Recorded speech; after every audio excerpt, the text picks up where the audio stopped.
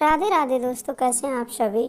जय माता दी। नवरात्रों में जो लोग कलश स्थापना नहीं करते हैं, जो लोग जौ नहीं बोते हैं या फिर आप माता की रोज़ चौकी नहीं लगा पाते हैं, वो सरल विधि से नवरात्रि कैसे करें, इसकी संपूर्ण विधि मैं आज लेके आई हूँ। आप बने रहिए वीडियो में एंड तक। वीडियो पसंद आए तो लाइक शेयर सब्सक्राइब जरूर करिएगा और एक लाइक माता जी के चरणों में आप ज़रूर दीजिएगा, जिससे कि आपके माता रानी आपकी सारी मनोकामना पूर्ण करें। तो आपको पहले सर्वप्रथम तो एक चौकी लेनी है। चौकी लकड़ी की होनी चाहिए या फिर किसी धातु की होनी चाहिए, लेकिन बिना कील वाली होनी चाहिए। उसके बाद उसको अच्छे से साफ़ कर लीजिएगा गंगा जल से धो के। पवित्र करने के बाद उस पर आप लाल वस्त्र आपके पास कोई भी लाल वस्त्र नया होना चाहिए, पुराना यूज करा हुआ नहीं होना चाहिए, उसको आप बिछा लीजिएगा। उसके बाद आपको उस पर चावल से अष्टदल कमल बनाना है। देखिए, चाहे हम कलश की स्थापना कर रहे हैं या फिर हम नहीं कर रहे हैं, लेकिन हमें अष्टदल कमल बना के ही अपने दल कमल बना लीजिएगा।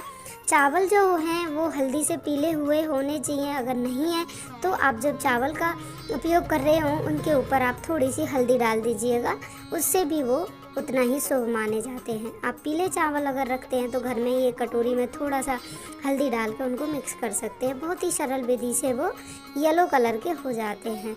उसके बाद आपको एक स्वास्तिक बनाना है। देखिए, हर पूजा में स्वास्तिक का विशेष महत्व होता है।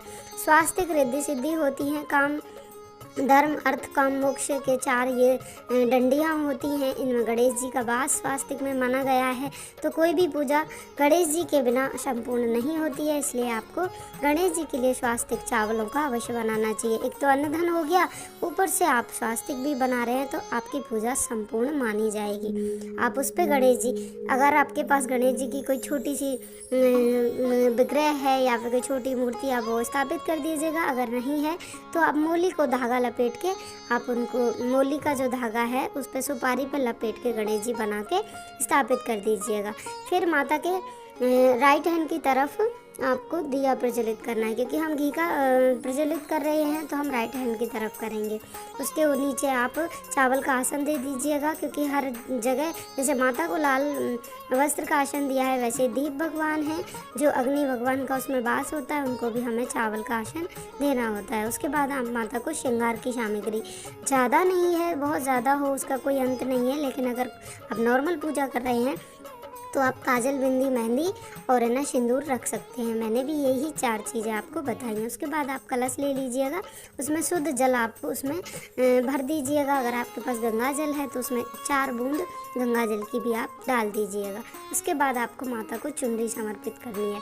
माता को आप एक दिन चुनरी समर्पित करिए या पूरे 9 दिन उसी को उड़ा के रखिए। माता को चुनरी अवश्य चढ़ानी चाहिए, क्योंकि अगर हम डेली फूल ना चढ़ाएं तो चलेगा, लेकिन माता को चुनरी ना चढ़ाएं वो नहीं चलेगा। उसके बाद आप माता को चुनरी उड़ा दीजिएगा। उसके बाद हमारी आती है बाद आप दीप प्रज्वलित कर लीजिएगा। उनको प्रणाम करते हुए, मंत्र नहीं आता है, आप प्रणाम करते हुए सिर्फ दीप प्रज्वलित कर दीजिएगा। उसके बाद आती है पूजा करने की बारी। अब स्टार्ट होती है हमारी पूजा। अब हम पहले इनको स्नान करवाएंगे। एक जल का लोटा आप एक्स्ट्रा ले लीजिएगा अलग से, उससे आप स्नान करवाइए। आप कोई भी दुर्वा घास आप ले लीजिएगा, हाथ में आप पुष्प ले लीजिएगा, उससे आपको स्नान करवाना है। स्नान करवाने के बाद इनको चंदन या रोली आपको समर्पित करनी है। सारे विग्रह जो भी आपने माता की फ़ोटो जो रखी थी उस फोटो में नव माता का वास होता है, यानी 9 दुर्गा होनी चाहिए। जब हम माता के नवरात्रे कर रहे हैं तो 9 दुर्गाओं को भी आपको तिलक करना है। माता के सारी फ़ोटो में जितने भी वो है, माता के जितने भी देवी देवता उनको सबको तिलक कर दीजिएगा। उसके बाद आपको स्वास्तिक बनाना है कलश पर स्वास्तिक बना दीजिए। उसके बाद आप जो नारियल भगवान है उनका जो मुख है वो याचक की तरफ होता है। देखिए, याचना कौन कर रहा है? हम लोग याचक हैं, हम लोग भगवान से याचना कर रहे हैं, कुछ मांग रहे हैं। तो जो उनका जो मुख होता है वो याचक की तरफ होता है, यानी कि पूजा करने वाले की तरफ। तो ये बहुत बड़ा कन्फ्यूजन रहता है। बहुत सारे कमेंट में ये लोग बताते हैं कि इसका मुख किधर करना चाहिए, दाईं बाईं इधर उधर, नहीं, कहीं भी नहीं। जो पूजा कर रहा है उसकी तरफ आप इसका मुख रखिए। उसके बाद आपको थोड़ी सी कुमकुम आपको हल्दी लेनी है, जो भगवान गणेश जी को आप उनको समर्पित कर दीजिएगा, क्योंकि रिद्धि सिद्धि माँ गौरी का उनमें निवास है, तो आप उनको थोड़ी सी, उसके बाद आप उनको पुष्प अर्पित कर दीजिएगा अगर पास हैं तो। उसके बाद आप धूप दीप दिखा दीजिएगा भगवान जी को।